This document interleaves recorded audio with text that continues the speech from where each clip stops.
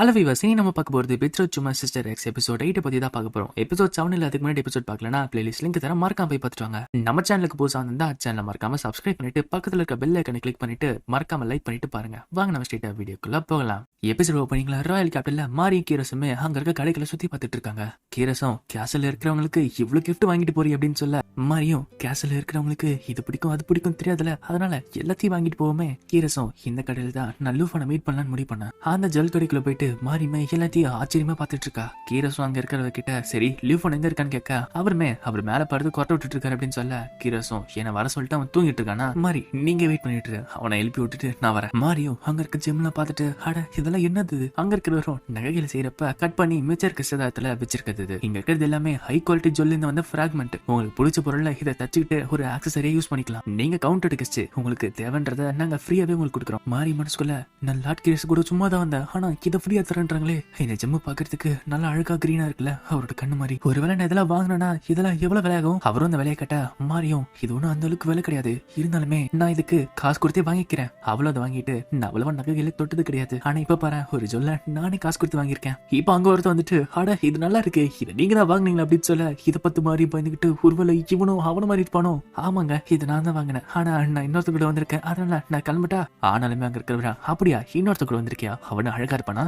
மாரியும் ஆமாங்க அழகா இருப்பாரு, இப்ப என்னதுக்கு அங்க இருக்கிறவனோ அப்படின்னா அவ பர்சனாலிட்டி அவனு பிடிச்சிருக்கா, நீ கிஸ் பண்ணிருக்கீங்களா அப்படின்னு சொல்லிட்டு கேட்க மாரியுமே எனக்கு அவரை பிடிச்சிருக்கு, அவர் அழகா இருப்பாரு, கூடிய சீக்கிரத்துல நான் கிஸ் பண்ணுவோம் அப்படின்னு சொல்ல இதை பின்னாடி கீரோசம் கேட்டுட்டு அவன் வெக்கப்படுறான். அவனும் லீஃபான் நீ செகண்ட் ஃப்ளோர்ல தூங்கிட்டு இருந்தானே சொன்னாங்க, இங்க வந்து கலாச்சிக்கிட்டு இருக்க. அப்புறம் தான் அங்க இருக்கிறது லூஃபான் தெரிய. அவனுமே மாரி உன்னை பார்த்து ரொம்ப நாள் ஆச்சு, சரி சுத்தி வளைக்காம எதுக்கு உங்களுக்கு கூப்பிட்டேன்னு நான் சொல்றேன். உங்களோட பெட்ரோல் செர்மனிக்கு இதை யூஸ் பண்ணுங்க. இது ஒரு ரேரான ரெட் டைமண்ட், அதுவும் இந்த சைஸ்ல கிடைக்கிறது ரொம்ப கஷ்டமான விஷயம். இது எந்த அளவுக்கு ரேரான விஷயம்னா மத்த கண்ட்ரியோட போருக்கு நெகோசியேஷன் பண்றப்ப இதை வச்சுதான் பண்ணுவோம். ஆனா அதுக்கப்புறம் இது ராயல் பேலஸ்ல பூட்டி சும்மா தான் கிடக்குது. இதை 80 மில்லியன் யூரோ கொடுத்து வாங்கிக்கோ, உங்களோட ஃப்ரெண்டுனால நான் டிஸ்கவுண்ட் பண்ணி கொடுக்குறேன். இது ஒன்னும் ஃப்ரீயெல்லாம் கொடுக்க முடியாது. இங்க இருக்க ராயல்ஸ் கிட்டையும் நோபல்ஸ் கிட்டையும் நான் அப்படியே பேசி சமாதானப்படுத்தி எடுத்து வந்திருக்கேன். இதை பார்த்து சூக்கினது நான் இதை வாங்கணும் அப்படின்னு சொல்ல லீஃபானுமே இருந்தாலுமே நான் அக்கௌண்ட்டுக்கு கிஃப்ட் கொடுக்குறேன்னு சொன்னா எவனும் கம்ப்ளைண்ட் எல்லாம் பண்ண முடியாது. மாறி ராயல் ஃபேமிலி கிட்ட இருக்க சொத்து விட கிரானோ ஃபேமிலி கிட்ட சொத்து அதிகமாவே இருக்கு. கிரானோ ஃபேமிலி போட்ட ரோடு அவங்க கட்டின ஆர்பர்னு சொல்லிட்டு வணிகத்துக்கு தேவையான நிறைய விஷயங்கள் அவங்க பண்ணிருக்காங்க. அதுல வர டாக்ஸ் இவங்களுக்கு அதிகமா போய்கிட்டு இருக்கு. இதுக்கு எல்லாத்துக்குமே காரணம் கீரோஸும் லிலுவும் தான். அப்படிதான் ஹவுஸ் கிரானோக்கு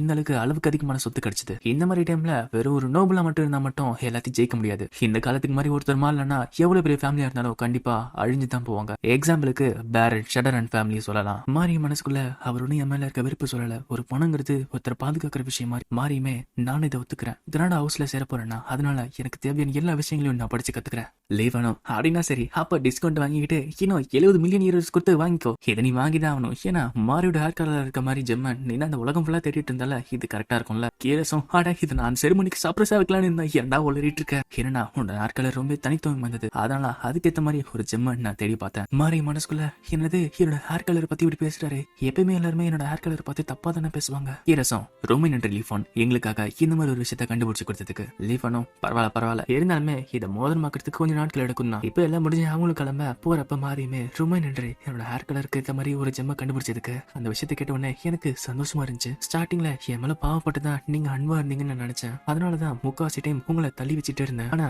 இப்போ நீங்க எப்படி ஃபீல் பண்றீங்கன்னு எனக்கு புரியுது. இதுதான் உங்களுக்கான கிஃப்ட். எல்லாருக்குமே கிஃப்ட் வாங்குறப்ப உங்களுக்குன்னு ஒரு கிஃப்ட நான் சீக்கிரட்டா வாங்கினேன், இதை நீங்க ஏத்துப்பீங்க தானே. கீரசுமே அத சந்தோஷமா ஏத்துக்கிறான். மாரியும் இது ரொம்ப நல்லா இருக்கு, இது கூடவே நான் இதையும் வாங்கினேன், இதோட எண்டுல நான் இதை தச்சா நல்லா இருக்கும்னு நினைச்சேன். கீரசும் அப்போ உங்களுக்கு எமரல்னா ரொம்ப பிடிக்கும் அப்படின்னு சொல்லிட்டு கேட்க இந்த எமரல் ஃப்ரேக்ரன்ஸ் பாக்குறப்ப உங்களோட கண்ணு தான் எனக்கு ஞாபகம் வந்துச்சுன்னு சொல்ல அட ரொம்ப குமச்சலா இருக்குன்னு சொல்லிட்டு அந்த விண்டோ ஓபன் பண்ணி பாக்குறா. அப்படி வெளியே பாக்குறப்ப யாரையும் ஒருத்தரை பார்த்து அவ ஷாக் ஆகுறா. அங்க இருக்கிறவரை பாக்குறப்ப அவளுக்கு அவளோட அக்கா அனஸ்தீசியா தான் ஞாபகம் வந்துச்சு. அவளும் ஷாக்ல கை நீட்ட அந்த வண்டி நகர கீரோசுமே பார்த்து என்னாச்சு என்னமோ யோசிச்சுட்டு இருக்கே அப்படின்னு சொல்லிட்டு கேட்க மாரியுமே இல்ல ஒண்ணு இல்ல நான் வேற எதையும் யோசிச்சுட்டு இருந்தேன், இன்னைக்கு உங்க கையை பிடிச்சிட்டு சுத்தினது எனக்கு ரொம்ப சந்தோஷமா இருந்துச்சு. ஏன்னா எப்பவுமே நான் யோசிச்சுட்டு இருப்பேன் என்னோட கை பெருசா ஒரு மாதிரி இருக்கும், அதனால யாருக்குமே பிடிக்காதுன்னு நினைச்சிட்டு இருந்தேன். கீரசுமே உன்னோட கை எனக்கு ரொம்ப பிடிச்சிருக்கு, இந்த மாதிரி பிடிச்சிட்டு சுத்தினது எனக்குமே சந்தோஷமா இருந்துச்சு. மாரியுமே எனக்குமே பிடிச்சது அப்படின்னு சொல்ல அவருமே நினைச்சிட்டு என்ன உனக்கு பிடிக்கலனா நீ ஓப்பனா சொல்லலாம். மாரியுமே இல்ல நான் சந்தோஷமா தான் இருந்தேன். அப்படி அவளுமே சந்தோஷமா இருக்க அவ மைண்டுக்குள்ள ஒரு வயசுமே அப்படின்னா உன்னோட இடத்துல நான் வந்துடுறேன். அவள மைண்ட்ல கண்ணு தந்து பார்க்க அவ முன்னாடி அவ அக்கா அனஸ்தீசியா தான் இருக்கா. அவளும் எதுக்காக நீ இங்க இருக்க, அந்த இடம் என்னுடையது, அதனால உன்னோட இடத்துல நான் வந்துடுறேன். இதுக்கிட்ட மாறிக்க என்ன பண்றது தெரியல. அவளுமே ஆமா இப்படிதான் போகணும்ல. ஆனா ஏன் எதனால நான் இதை பார்த்து ரொம்ப சோகமாகறேன். இப்ப மாறி பயப்படுறத பார்த்து கீரஸுமே வண்டியை நிறுத்துங்க, வண்டியை உடனே டாக்டர் கிட்ட கூட்டிட்டு போங்க, இவளுக்கு இன்னும் ஆகுது. இப்போ ஒரு பிளாஷ்பேக் கட்டுறாங்க. அதுல மாறியுமே ரொம்ப குளிரா இருக்கு, ரொம்ப வலிக்குது அக்கா அப்படின்னு சொல்லிட்டு கூப்பிட அவங்க அக்கா அனஸ்தேசியாவுமே அவளை பாத்துக்கிறா. என்னாச்சு இப்ப பரவாயில்லையா, கவலைப்படாத, சாதாரண கோல்டு தான், கொஞ்ச நேரத்துல சரியாயிடும். மாறியும் அம்மாவும் அப்பாவும் எங்கன்னு கேட்க அனஸ்தேசியாவும் அவங்க ஏதோ வேலையில பிஸியா இருக்காங்களா, அதனால தான் நான் இங்க பாத்துட்டு இருக்கேன். உனக்குன்னு பிடிச்ச புக்கை நான் இப்ப படிச்சு கட்டுறேனே. ரொம்ப காலத்துக்கு முன்னாடி ஒரு ஊர்ல ராகடி ரெட் கேட் ஒரு டவுன்ல வாழ்ந்துகிட்டு இருந்துச்சு. குட்டி பூனியே உன்னோட பேர் என்ன? அந்த பூனையோ தேவலாம என்ன தொல்லை பண்ணாத, இதுக்காக எனக்குன்னு ஒரு பேர் இருக்கணும். நான் அலங்கோலமா இருக்கிற ஒரு சாதாரண பூனை தான். ஆனா எதுக்கு நான் அந்த மாதிரி அலங்கோலமா இருக்கேன் காரணம் உனக்கு தெரியுமா? மாரியும் மிச்ச கதையை சொல்றா. ஏன்னா நீ சிவப்பு கலர்ல இருக்க, அதனால தானே. அனுஷிஷாவும் நீயுமே என் கூட பயணத்துல கலந்துக்கோ. ஒரு பூனை ஒரே இடத்துல இந்த மாதிரி இருந்தா அதை எல்லாருமே குப்பன்னு கூப்பிட ஆரம்பிச்சிருவாங்க. ஒரு குப்பை மீ உனக்கு எத்தனை அது பூனைன்னு சொல்லுவாங்க. அதுவே அந்த பூனை டிராவலிங் பண்ண ஆரம்பிச்சா எல்லாருமே அது ஒரு டிராவலிங் கேட்டன் கூப்பிடுவாங்க. இவங்க 2 பேரும் சந்தோஷமா இருக்க அந்த இடத்துக்கு அவங்க பாட்டி சாஷா வந்துட்டு அனுஷிஷா உங்ககிட்ட எத்தனை வாட்டி சொல்லிருக்கேன் மறுபடியும் ரூமுக்கு வராதுன்னு, எத்தனை வாட்டி சொன்னா நீ கேட்க மாட்டேன்னு சொல்ல அனுஷிஷாவும் பாட்டி அவனோட தங்கச்சி அவளை நான் தானே பாத்துக்கணும். அவங்க பாட்டியும் அதுக்குன்னு இந்த கன்றாவி கதையை படிச்சா அவளுக்கு சரியாயிடுமா, அதுவும் இல்லாம உன்னோட டிரான்ஸ்லேஷன் ரொம்ப தப்பு தப்பா இருக்கு, அதை முழுசா கத்துக்கிறது மாரியோட வேலை தான். இதுக்கிட்ட அனுஷிஷாவும் என்ன மன்னிச்சிருங்க அப்படின்னு சொல்லிட்டு அவளை வெளியே ஓடி போவ அவங்க பாட்டியும் மாறி அனுஷிஷா இந்த புக்கை படிச்சது எல்லாத்தையுமே நீ மறந்துரு, அதுல என்ன ஒழுங்கா இருக்கோ அதை மட்டும் தான் நீ கத்துக்க போற. மாரியோ என்னது எனக்கு கத்து கொடுக்க போறீங்களா, ஆனா என்னால முடியலையே அப்படின்னு சொல்ல அவங்க பாட்டி எருமிக்கிட்ட இந்த வீட்டுல நீ மட்டும் தான் எல்லாரும் புத்திசாலி. மாரியோ ஆனா அக்காவுக்குமே இது இப்சாண்ட்ரன் கதைகளை பிடிக்குமே அப்படின்னு சொல்ல அவங்க பாட்டியும் இதுக்கு சம்மந்தம் கிடையாது, உனக்கு 4 வயசு இருக்கிறப்பயே நீ இப்சாண்ட்ரனை புரிஞ்சுக்கணும் படிச்சுக்கணும், அதுக்கப்புறம் 6 வயசு ஆகிறதுக்குள்ளேயே பிளாரின் லாங்குவேஜ் நீ கத்துக்கணும். மாரி சரின்னு சொல்லிட்டு மனசுக்குள்ள எனக்கு இப்சாண்ட்ரன் கதைகள் பிடிக்கும், ஆனா எனக்கு குளிர்து வலிக்குது, அக்கா நீங்க எங்க இருக்கீங்க, எனக்கு ஹெல்ப் பண்ணுங்க. இப்போ பிரசன்ட்ல மாறியுமே அக்கான்னு சொல்லிட்டு கண்ணு திறந்து பார்க்க அங்க கீரஸ் இருக்கான். கீரஸும் நீ ரொம்ப டயர்ட் ஆனதுனால உனக்கு ஃபீவர் இருந்துச்சுன்னு டாக்டர் சொன்னாரு, கேட்டுக்கு பக்கத்துல இருக்க கேசல் ரூம்ல தான் இப்போ நீ தூங்கிட்டு இருக்க, ஆனா நீ உனக்கு கவலைப்படாத, நீ ட்ரெஸ் சேஞ்ச் பண்றதுனா பக்கத்துல இருக்க மேடு தான் பாத்துக்கிட்டாங்க, நான் எதுவும் பண்ணல. மாரியும் ரொம்ப நன்றி, என்னோட ஃபீவர் இப்போ காணாம போயிடுச்சு அப்படின்னா லார்ட் கீரஸ் நீங்க தூங்கவில்லையா? கீரஸும் கவலைப்படாத, எனக்கு அந்த அளவுக்கு வேலைலாம் கிடையாது, அதுவும் இல்லாம நீ இந்த மாதிரி தூங்காம இருக்கிறத பார்த்தா எனக்கு தூக்கம் வந்திருக்காது. கீரஸும் சூப் எடுத்துட்டு வர இதை பார்த்து மாரியுமே இதை பார்த்த உடனே எனக்கு அக்கா ஞாபகம் தான் வருது அப்படின்றா. அவளும் அதே நினைச்சுக்கிட்டு ஆன வயிற்று இருக்க கீரஸுமே அவளுக்கு ஒட்டி விடுற. அவளும் என்ன மன்னிச்சிருங்க நானே இதை சாப்பிட்டுக்கிறேன், எனக்கு எங்க அக்காவோட ஞாபகம் வந்துச்சு அதனால தான் வாய் தந்த அப்படின்னு சொல்ல கீரஸும் ஓ உனக்கு உடம்பு சரியில்லாதப்ப உன்னோட அக்கா தான் உன்னை பாத்துக்கிட்டாங்களா? மாரியுமே ஆமா நான் சின்ன வயசுல இருக்கிறப்பெல்லாம் அவங்க தான் என்ன பாத்துக்கிட்டாங்க.